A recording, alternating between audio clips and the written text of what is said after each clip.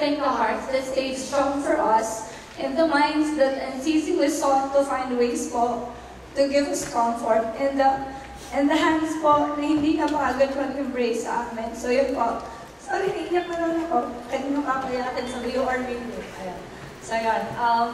We'd like to thank po na sana po ma-feel nyo na hindi kami masyadong nakakatumbala sa inyo. Tapos po, your ears may have grown tired of hearing the same story over and over again. But I want to let you know that it's a different story for all of us, especially every smile that a classmate would extend to us, a scientific calculator lent to us, or just, a direction given by someone, for example, asan yung CAL, asan yung AS. It's something that comforts us because it's something that the faith is restored to us, that even in the hardest times, there is scholar ng bayan na tutulong pa rin sa amin.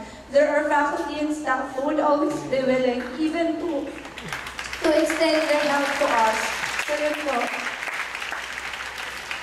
Kahit po, kaninang umaga, nagkaroon tayo ng pagkatalo sa BOR meeting sa Quezon Hall. Sana ho, hindi natin itigil yung pagtulong-tulong pag-stand para sa bawat isa. Kasi ho, tinitingnan ho kayo, UP Diliman, tinitingnan ho kayo ng UP Visayas Tacloban College bilang pag-asa. Yung Carol Fest po na ito, sinasabi po na Pasko ng Pag-asa. Tinitingnan ho namin kayo bilang pag-asa na kayo ho yung kumupkop sa amin sa panahon na wala na kami mapuntahan. Sa panahon na hindi na ho namin alam kung kaya pa ba namin ipagpatuloy yung pag-aaral namin.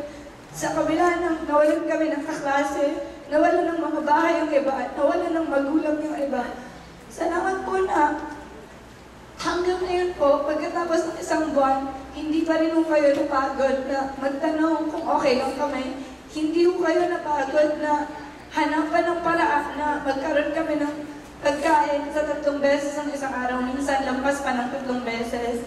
Tapos po, minsan ho, iniisip na namin na siguro nga nakakapagod ng alagaan kami. Siguro nga nakakapagod na naintindihin kami na may mga professor na laging nag-extend ng special consideration for us. And we understand that some of you, the very few, a marginal few, may not understand our plight yet. But we believe that at the end of the day, you will understand.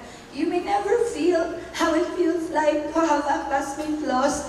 You may never feel how it feels like that you lost your family member, you lost your house. But we know that you feel the same passion for honor and excellence at the end of the day. And that is something that we hold on to. And that is something that we believe is the strength na pinagkukunan ho kayo namin ng lakas. Because we can only stand here. I can only stand here to speak in front of you. And it's all because of you. Because we believe na kahit na nahihirapan kami, kahit na sobrang miss na namin yung pamilya namin, alam namin na may mga tao po tulad nyo na mag-a-attend ng ganitong events, na magsusuporta sa amin. We know that there are people behind our back who will support us and who will walk through the fire with us. And that we are very thankful for that.